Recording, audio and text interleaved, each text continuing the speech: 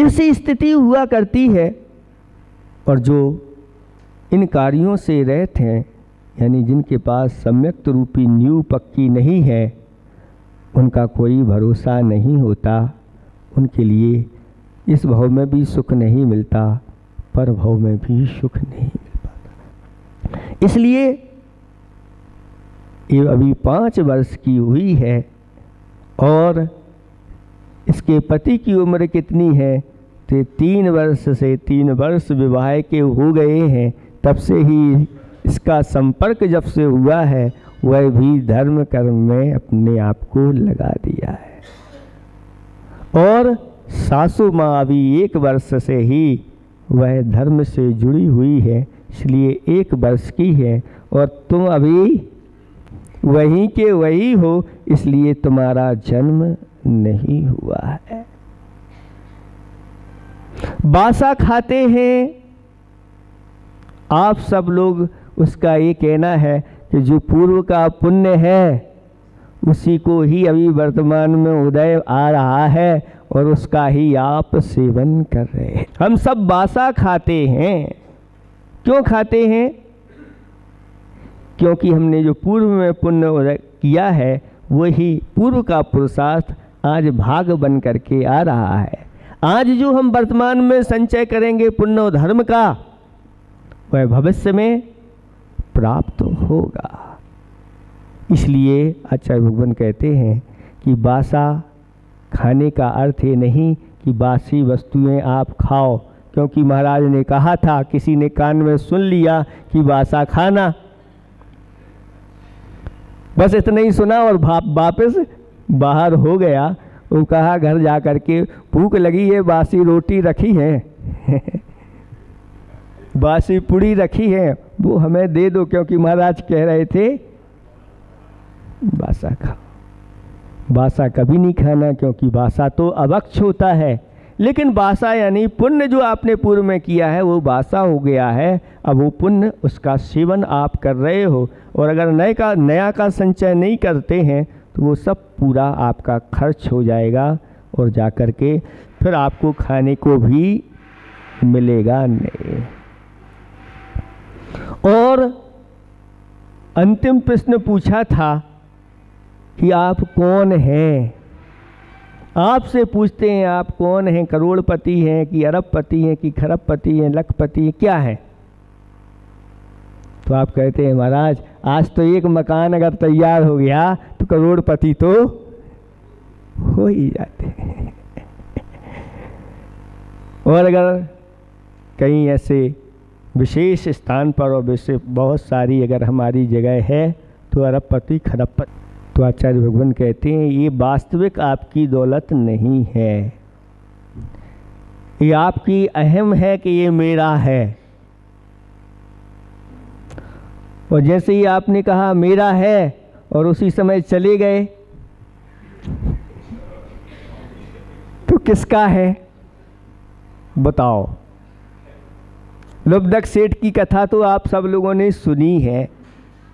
आराधना कथा कोश में लुब्धक सेठ की कथा बड़ी रोचक कथा है। और उसके पास तो ऐसा वैभव था, उसने तहखाने में एक से बढ़कर एक हिरण के जोड़े, हाथी के जोड़े, घोड़े के जोड़े, यक्ष यक्षिणियों के जोड़े, मयूर के जोड़े, जोड़े जोड़े। और वह जोड़े ऐसे सामान्य नहीं जैसे आप लोग घर में बहुत सारे जोड़े रख लेते हो, चीनी मिट्टी आदि के बने आते हैं और आप रख लेते हैं। उसके सारे जोड़े सोने के जोड़े थे और उन सब में रत्न जड़े हुए थे। और इतना वैभव था कि राजा आकर के आश्चर्यचकित है कि मेरे पास इससे अगर हिसाब किताब लगाया जाए तो 10% भी मेरा पूरा राज्य नहीं निकलेगा, जितना वैभव इसके पास है। वहीं पर एक बैल और खड़ा हुआ है, वो भी सोने का है और दूसरे बैल की तैयारी चल रही है, उसी के लिए पुरुषार्थ चल रहा है। और उसने पुरुषार्थ किया धन कमाने का दूसरे बैल की जोड़ी के लिए, लेकिन वह मृत्यु को प्राप्त हो गया और पूरा का पूरा खजाना वहीं के वहीं पड़ा रह गया। अब किसका है खजाना? तो वह कहता है मेरा है, और वहीं सर्प बन करके बैठ गया। जैसे ही मृत्यु को प्राप्त हुआ और सर्प की पर्याय प्राप्त हो गई और धन की रक्षा करने के लिए अग गया। अब वो धन उसका है कि वह धन का चौकीदार बन करके बैठ गया। बड़ा पुत्र लेने के लिए जैसे ही आता है और वह जाने नहीं देता।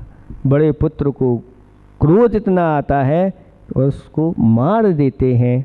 वह सर्प क्रोध के साथ मर करके और परिग्रह संज्ञा के कारण से नरक में चला जाता है। अब किसका धन है?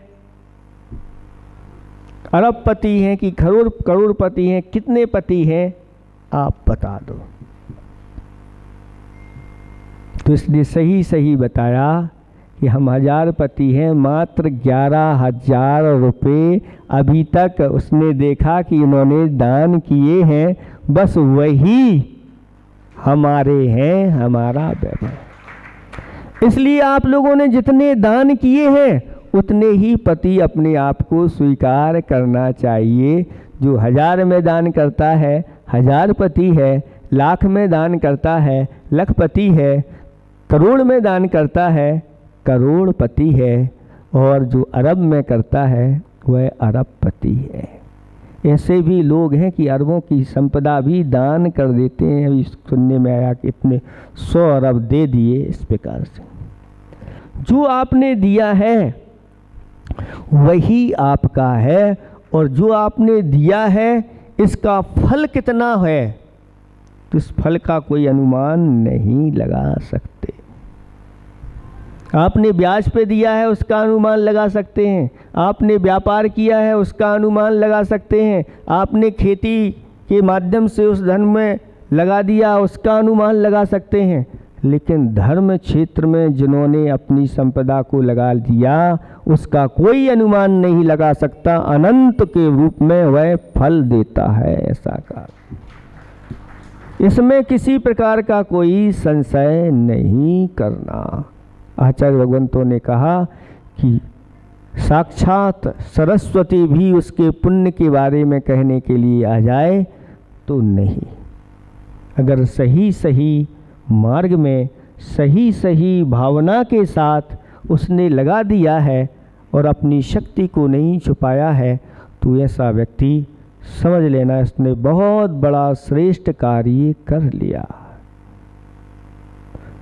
तब ससुर जी को समझ में आ गया कि वास्तव में आज बहुत आनंद की अनुभूति हो रही है। मुझे यह पुत्र वधू ग्रह लक्ष्मी के रूप में मिली है और आज से मैं अपना जीवन धर्म में व्यतीत करूँगा, और वह भी धर्म में लग गया। जिसके साथ धर्मांक जुड़ जाता है तो आचार्य भगवान कहते हैं धर्म वही है, स्टे स्थाने धत्ते इति धर्मा। जो संसारी प्राणियों के लिए संसार के दुखों से निकाल करके इष्ट स्थान में पहुंचा देता है। इष्ट स्थान क्या है? तो कहते हैं स्वर्ग और मोक्ष में जो पहुंचा देता है वह धर्म कहलाता है। कल आपको बताया था भक्तांबर तो आप प्रतिदिन पढ़ते हैं। भक्तांबर का वह काव्य जो भगवान की दिव्य धुनी के बारे में बताने वाला है। स्वर्गापवर्ग गम मार्ग विमार्गिणीष्ट सद्धर्म तत्व कथनैक पटुस्त्रिलोक्याः दिव्यध्वनिर्भवति ते विशदार्थ सर्व भाषा स्वभाव परिणाम गुणै प्रयोज्य। अब इसके अगर अर्थ में जाते हैं तो वास्तव में आपके अंदर सम्यक दर्शन की प्राप्ति हो सकती है। और डीप में चले गए तो सम्यक दर्शन जैसे ही होता है आपके लिए सम्यक ज्ञान की प्राप्ति हो सकती है। और अगर भगवान की छवि आपके जीवन में उतर गई तो चारित्र की ओर भी आपका मुख हो सकता है। इसके सही सही अर्थ को आपने समझ लिया तो यहाँ पर कहा जा रहा है कि भगवान की वह दिव्य धुनी कैसी होती है, तो स्वर्ग और अपवर्ग मार्ग का कथन करने वाली होती है। भगवान ने आपको दिव्य धुनी में कहा कि भव्यात्माओं ऐसे धर्म का सेवन करो जिसके माध्यम से आप यहाँ से स्वर्ग और स्वर्ग से फिर यहाँ पर मनुष्य में आकर के और फिर सीधे मोक्ष प्राप्त कर लो। और जिस समय भगवान का समूषण विराजमान था उस समय सीधा डायरेक्ट मोक्ष का मार्ग भी, सीधे मोक्ष में जाने की विधि उन्होंने बताई है। लेकिन कुछ लोग बहुत स्वाध्यायशील हो जाते हैं और स्वाध्याय करने के बाद वह क्या कहते हैं, महाराज स्वर्ग नहीं जाना, हमें तो विदेश क्षेत्र जाना है, यहाँ से हम सीधे विदेश क्षेत्र जाएंगे और वहाँ क्या करेंगे, भगवान की दिव्य धुनी का पान करके और अपना कल्याण करेंगे। तो बताओ यहाँ से स्वर्ग जाना अच्छा है कि विदेश क्षेत्र जाना अच्छा है? कुछ लोग कह रहे स्वर्ग, कुछ कह रहे विदेश क्षेत्र। तो भगवान कहते हैं भैया यहाँ से अगर विदेश क्षेत्र जाओगे तो मिथ्यात के साथ जाओगे, और मिथ्यात तो सबसे बड़ा पाप है। इस जीव का सबसे बड़ा अकल्याणकारी कोई वस्तु है तो वह मिथ्यात है, और कल्याणकारी कोई वस्तु है तो सम्यक्त है। और सम्यक्त अगर आपने ग्रहण कर लिया है तो आचार्य भगवान कहते हैं सम्यक्त्वम च, क्योंकि सम्यक दृष्टि तो एकमात्र अगर कोई मनुष्य है, त्रियंच है, और अगर सम्यक्त के साथ आयु बंद करता है तो उसके लिए स्वर्ग की ही आयु मिलती है। जिन वाणी के ऊपर श्रद्धा है तो आप स्वर्ग को नकार नहीं सकते। स्वर्ग में जाइए और स्वर्ग में जाकर के वहाँ से अपना विमान तैयार करिए, और अकेले नहीं सब परिवार अपने पूरे परिवार के साथ और समूह शरण में जाकर के दिव्य धुनी का पान करिए। क्योंकि विदेश क्षेत्र अगर मिथ्यात के साथ चले गए और वहाँ आपको वैभव मिल गया तो पहले धर्म नहीं करता व्यक्ति, पहले तो बस अपना वैभव इकट्ठा करता है। मुझे मकान बनाना, ये वैभव बनाना, वो बनाना, फिर विवाह करना, शादी आदि करना, बच्चे आदि आदि अनेक प्रकार की यही कल्पनाओं में डूब जाते हैं। और ऐसे कई बार अनंतों बार विदेश क्षेत्र में जाकर के भी हमने कल्याण नहीं कर पाया। क्यों? क्योंकि वास्तव में हमें सही सही ज्ञान नहीं है। हम अपनी बुद्धि का उपयोग करके और आगे चलने लगते हैं और भटक जाते हैं, और स्वयं भी भटकते हैं और दूसरों को भी भटका देते हैं। इसलिए भगवान ने ही अपनी दिव्य धुनी में स्वर्ग और मोक्ष का मार्ग बताया है।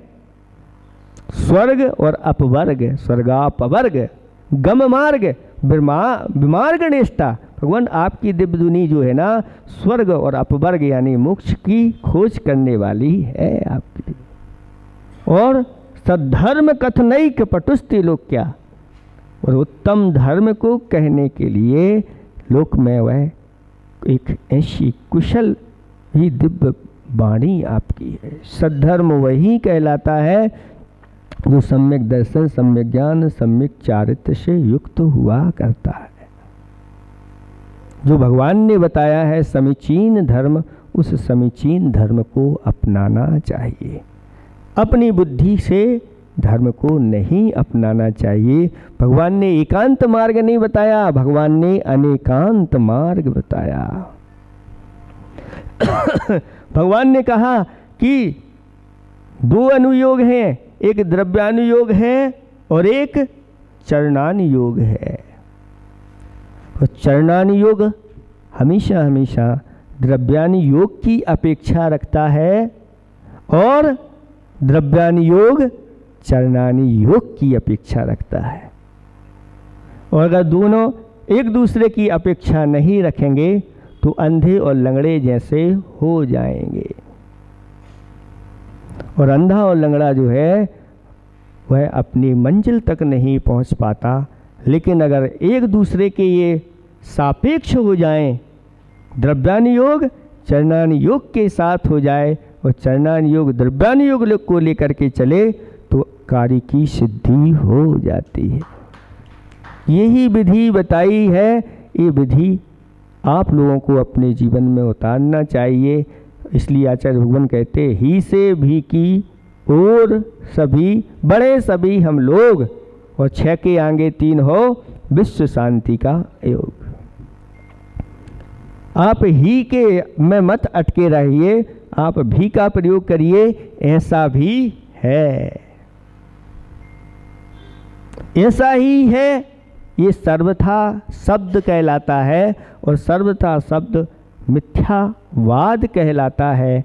और साध शब्द क्या कहलाता है? तो आचार्य भगवान कहते हैं ये अनेकांत कहलाता है। ये धर्म ऐसा धर्म है जो बिल्कुल व्यवस्थित होकर के चलता है और जो इसको स्वीकार कर लेते हैं बहुत जल्दी उनके संसार का अभाव हो जाता है। इसलिए अपने शून्य जीवन में जो धर्मांक जुड़ जाता है और धर्मांक जुड़ गया तो हमारी कीमत हो जाती है। इसलिए अपने जीवन में इस धर्मांक को जोड़ करके चलना और अपने जीवन को सफल बनाना, इन्हीं भावना के साथ अहिंसा परमो धर्म की